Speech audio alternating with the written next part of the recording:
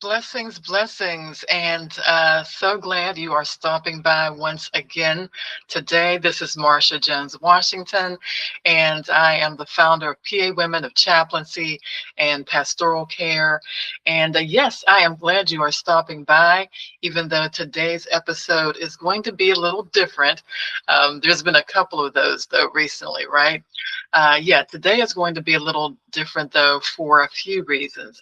For one, I first want to talk to you about the fourth annual Women of Chaplaincy and Pastoral Care Conference that is being planned right now.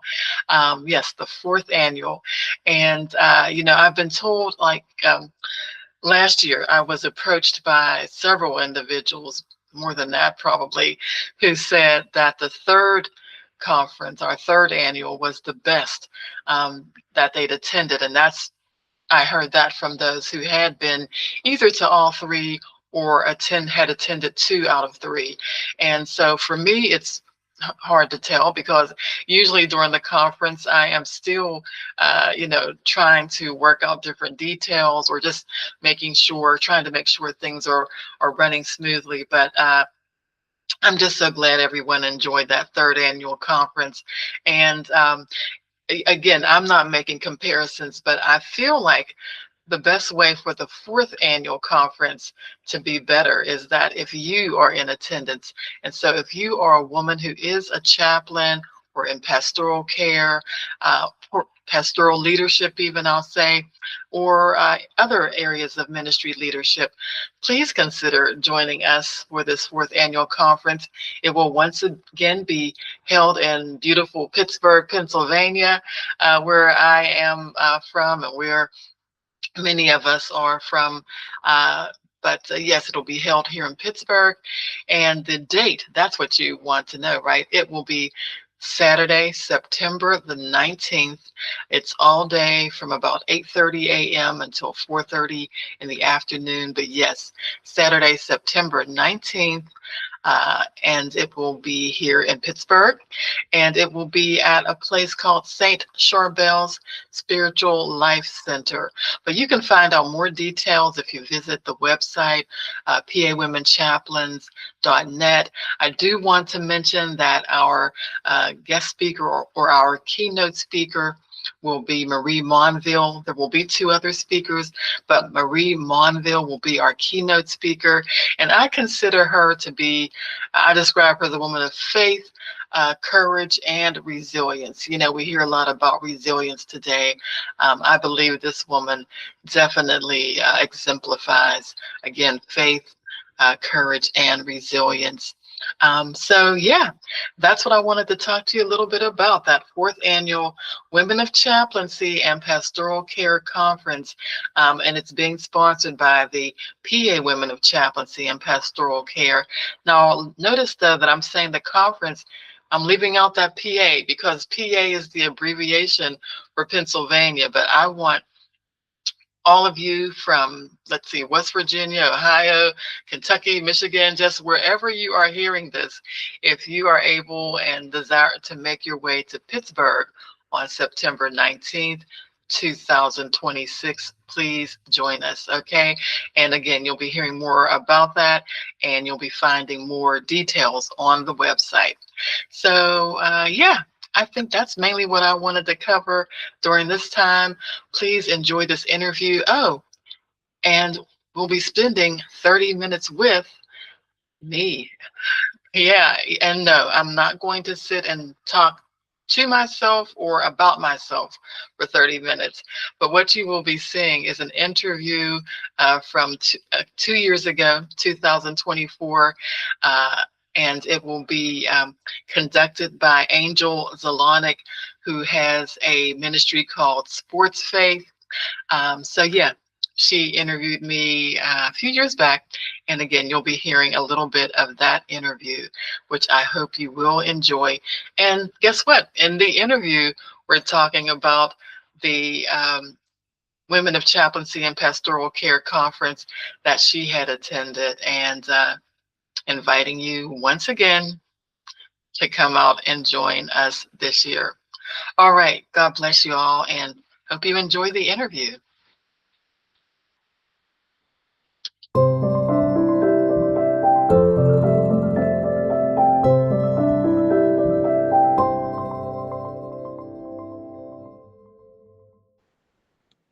Well, good afternoon, good morning, good evening, wherever you are watching this today. My name is Angel Szalonek, and I'm with SportsFaith Media.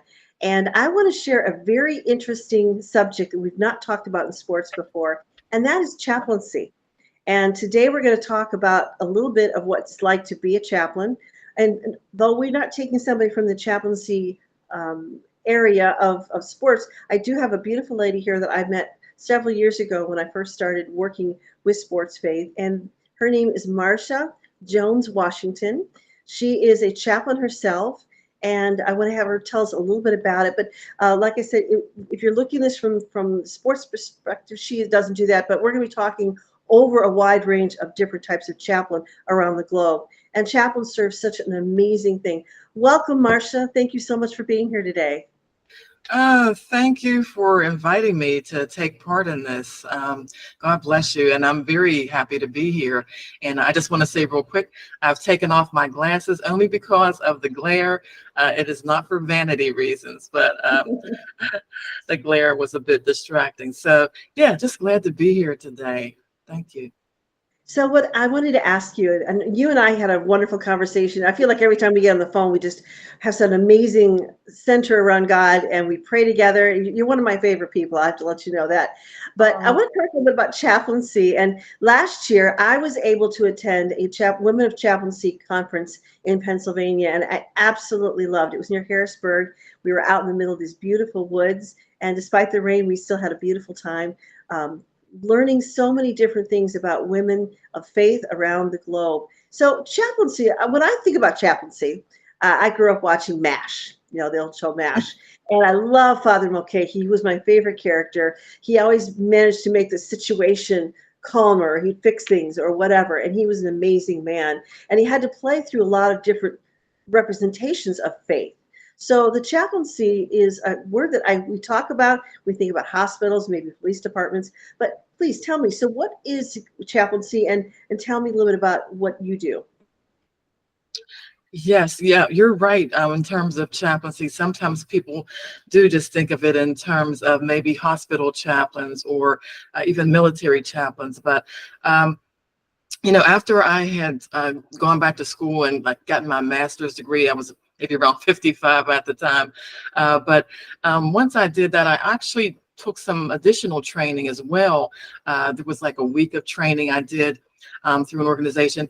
But one of the best definitions I heard of a chaplain was said there when the person shared that a chaplain is a minister in the community. And I really liked that because I think for most of us that have gone into chaplaincy, a lot of us, it is because we didn't see ourselves, we wanted to be in ministry, but we didn't see ourselves as being in a church or behind a pulpit. And so chaplaincy gives us that outlet to be ministers in the community, whatever type of community that might be. Maybe it is in a hospital community. For me, I was a hospice chaplain for several years, but again, you can also be a chaplain in sports. They have the different sports teams have their chaplains, and colleges, universities have chaplains there. A lot of senior facilities have their own chaplains. So there are really chaplains in so many wide ranges of areas or environments. And so it's one of the attractive things I like about being a chaplain. I love that. Well, so someone might mainly associate chaplains with hospitals and so forth. And I met you actually through a mutual friend of ours, Kent Cavalier. He's a chaplain for the NFL, the First Steelers. Steelers, yes. The Steelers. And so I forget that I hate to say I'm an NFL Bears girl, but I met him and I was so blown away by the fact, first of all, his wife is with him. So there is a Fellowship of Christian Athletes, and they are basically hired by the owners of the teams to come in. So not every NFL team has one, but those who do have it are blessed because they are able to help, and not just in crises, but to be encouraging, especially with the up and down emotions that go along with it. So tell me a little bit about how you got into it. Yeah, sure. And I just want to say real quick, in terms of Ken Chevalier, one thing I learned about him, I haven't met him personally. We've just corresponded through LinkedIn a lot. But one thing I was surprised to find out, like you said, him and his wife, they minister through the Fellowship of Christian Athletes. But they're like missionaries. They don't get paid through the NFL in terms of a salary, and I was very surprised to learn that. So it's like they have to raise their own funds, and I thought, wow, that's really something. So it really has to be something God has called you to be able to make those kinds of financial sacrifices. And that's how I feel about chaplaincy, is that it does need to be something that you're called to, because I know I had an opportunity to speak like at a career day at a high school one time, and some of those students were asking me, does it pay well? They're interested, I guess, in is this a profession that you can do well financially? And so I said, you know what, there are some area or some places where you could get hired as a chaplain and they will pay very well. But I said, the main reason you want to get into this is if it's really in your heart to do, if you feel it's something that you're being called to do. And so for me, how I got into it, aside from believing it was what the Lord was leading me to, because I had gone back to school at a later age. I know when I was around 50, I went back to Geneva College because there were a couple courses there I needed to finish up to earn my bachelor's. And once I did that, I did just feel in my spirit like God was saying, keep going. And I thought, okay. And again, I have that question, like, I don't even know what I'm going to do with the bachelor's in community ministry, let alone if I keep going, what am I getting the degree in, and what will I be doing with that? But long story short, I ended up finding out that Loyola University Chicago had a Master's of Arts in Pastoral Studies.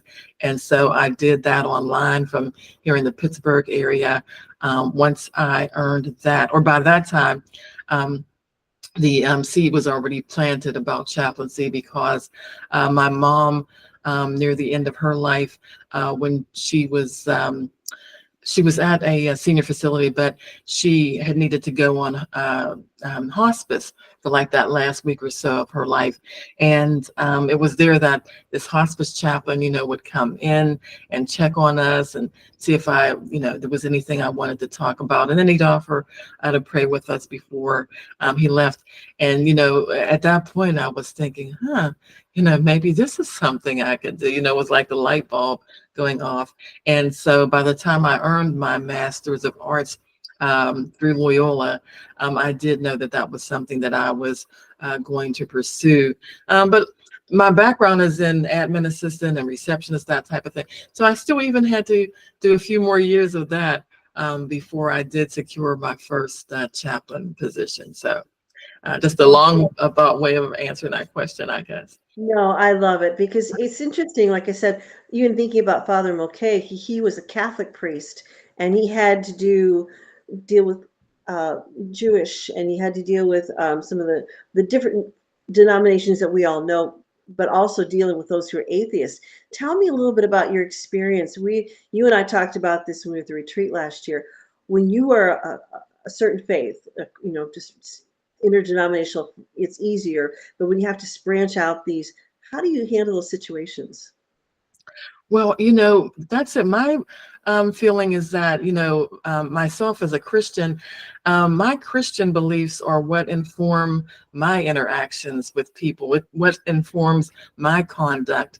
And so for me, in terms of knowing that as an ambassador of Christ, I should have that kind of understanding of other people in terms of a willingness to hear people out. And that's the thing in this modern age, there are people that not only are they not of my particular faith background, they are of no particular faith background. They're called nuns, NONES, because they have no particular affiliation. So you really have to be able to have that openness and like I said, hear people out.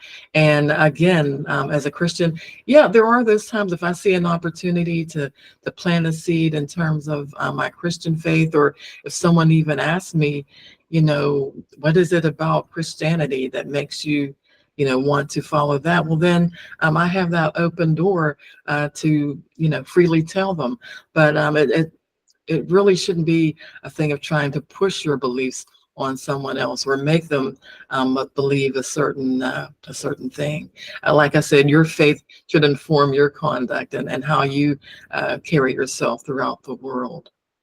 I agree. I mean, in my world, I have met people from all around the world, even rabbis that will come and talk to me about sports faith and so forth. And the whole point being is that I think we all may have our own personal agenda, but it comes back to bringing the principles of Christ are in almost every faith. And so it's easier for me to say, I'm a follower of Christ. I follow these rules or these particular um, attitudes of how to deal with the for the spirit, which is one of my favorite things. Even in my business world, I use that as a litmus test to how I conduct myself. And it's not being any holier than thou. It's really about how do you want to be treated. And these rules and standards and whatever you want to call them have become almost a easier pathway for me for dealing with people. I think that's why I tend to be Miss Congeniality in the room. But anyway, so I have one more quick question to you. Now, you tell me about your group. You have a wonderful group of lady chaplains, and there's men and women. But in your group, you kind of do things together. You have an online meeting. You bring in guests. Tell us a little bit about that. Yes, I started PA Women of Chaplaincy and Pastoral Care in 2022. So we just had our 2-year anniversary. And this is just a way, because there aren't a lot of female chaplains out there, or women chaplains. This is a way for us to connect. A few years ago when I was having our first in-person chaplaincy conference, and doing a little research, I found out there's about 32%, maybe 34% of chaplains out of the 9,200 in the U.S. that are women. And so I thought, that's maybe a little over a third, but it's not like we're all in one place, or, that's 32% or whatever throughout the United States. And so when I started PA Women of Chaplaincy and Pastoral Care, that was just a way of trying to connect some of us together and, online. And then later I thought too, well, PA is the abbreviation for Pennsylvania, but I thought meeting online, they can really meet from anywhere. And so we have had some chaplains that have joined us from some other cities and other states. Sometimes it's just a factor of the time difference. We're in Eastern Standard Time, and I know with one person that was joining, she was saying at the time, with the time difference, it was coming in kind of during her time when she would be preparing dinner or what have you. So, it just didn't work. But yeah, it's really open to anyone who wants to join us online, any woman that's in chaplaincy and wants to join us online. And then we have like I said, in-person conference. We had our first one last year, which you attended, and you were one of the breakout session speakers. I so appreciated you coming in for that.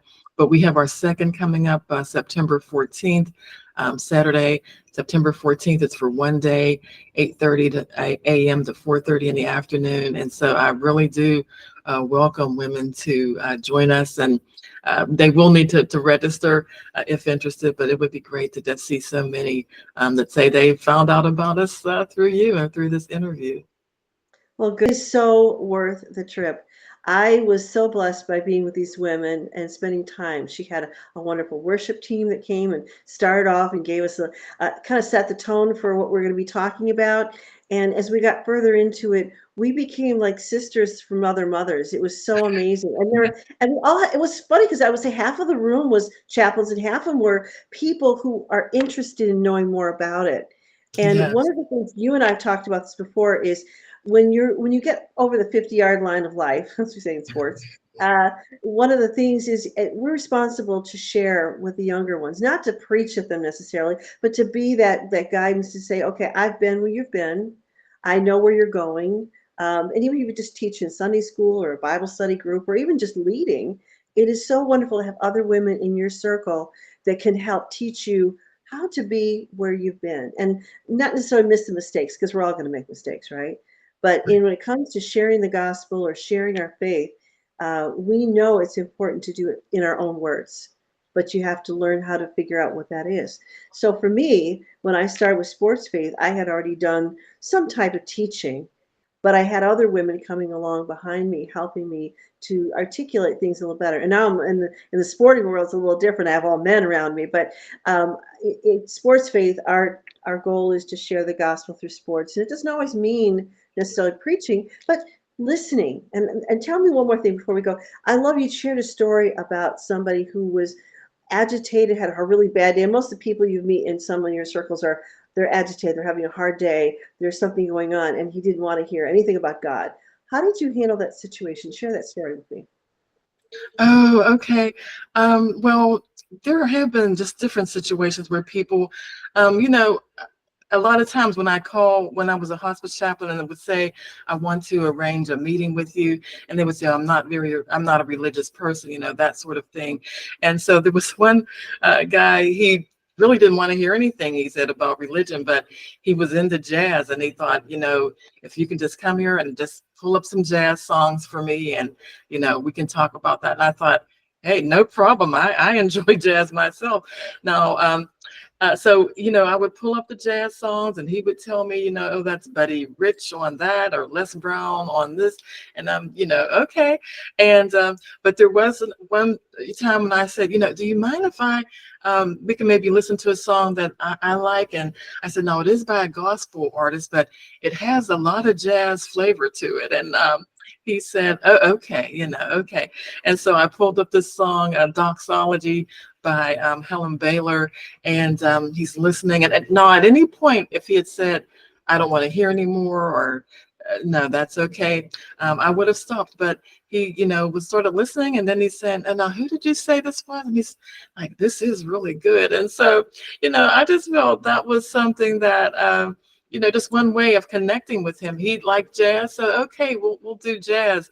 But again, just opened the door, with an opening to also share something by a gospel artist, and he seemed to appreciate it. So that worked out well. But yeah, it's really about serving that person that's in front of you. You really do have to make sure it's about them and not you.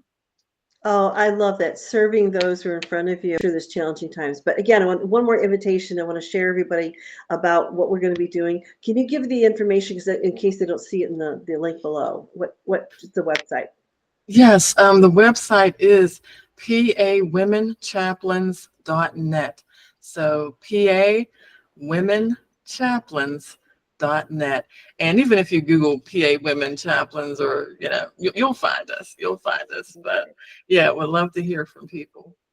Well, and if you have any, you can email me too, since I'm going to be a guest this year. It's angel@sportsfaith.com. So angel@sportsfaith.com. We're so happy you came here today, Marcia. Thank you for being with us. Always a joy to be with you. You're one of my prayer buddies, and I'm so thankful that even though we live in different states and different time zones, different things going on, that we can come together. And I hope to see you all on September 14th. In Pennsylvania. Mark that day. Just put on if nothing else, put a little heart on it and say, I'll be praying for women of chaplain and maybe for SportsFaith too. We all can use your prayers as well. So.